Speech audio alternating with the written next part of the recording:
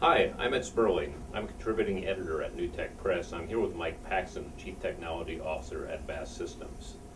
Mike used to be the Chief Technology Officer at Power.org, which is a rather interesting organization because when it was set up in 1991, it was a collaboration between IBM, Apple, its arch rival at the time in the PC space, back when IBM actually had PCs, and also Motorola, which helped develop the chips. Motorola had been making chips for Apple in the past, and the collaboration including them. POWER originally was an acronym for Performance Optimized with Enhanced Risk, risk being reduced instruction set computing. IBM spun off Power.org when it was no longer in the PC business, and Mike moved from what was then a very successful chip, which has appeared not only in IBM servers and its workstations, but also in consumer devices such as the Microsoft Xbox 360. So Mike, what led you to do this broad shift into the software side? Ed, my change was precipitated by the opportunity at Vast. It's more than just a software company. It's a software company about virtualization technologies being applied to both hardware and software development.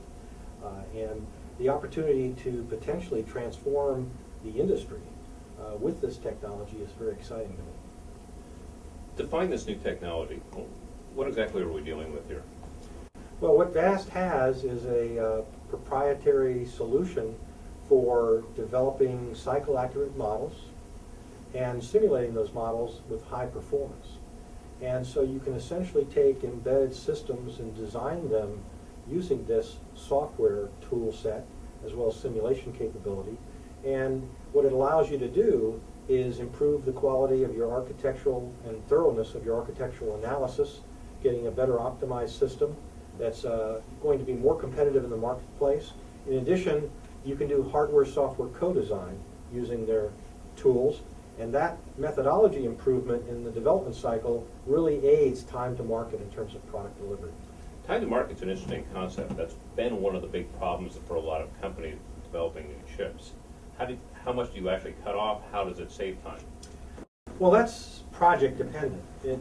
There's not one number that I can give you, but you can, and we have seen numbers in the range of 3 to 6 months off of a typical project that might be 2 to 3 years long. So that's a significant reduction in development cycle time.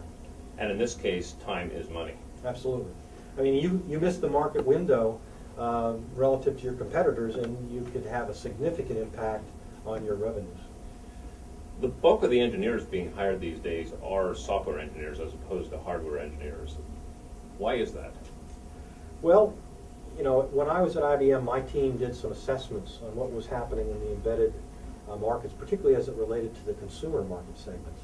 And what we found is that over the last 5 to 10 years, you've seen a dramatic increase in the complexity of embedded systems for consumer products. Particularly, two examples that come to mind are the cell phone and digital TVs. What's happened is you've gone from negligible amounts of software content 10 years ago to millions of lines of code in terms of these devices. So what's happened is the number of software developers is now, and the development effort is exceeding the hardware development effort in these kinds of products. So is the differentiation in the future going to be in the hardware or the software? My personal opinion is going to be in both.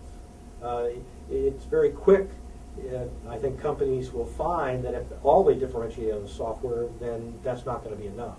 But by leveraging tools like VAST, where you can optimize the architecture for a system on chip, and then combine that with the early software development, that's going to give you the competitive advantage to be a leader in the marketplace.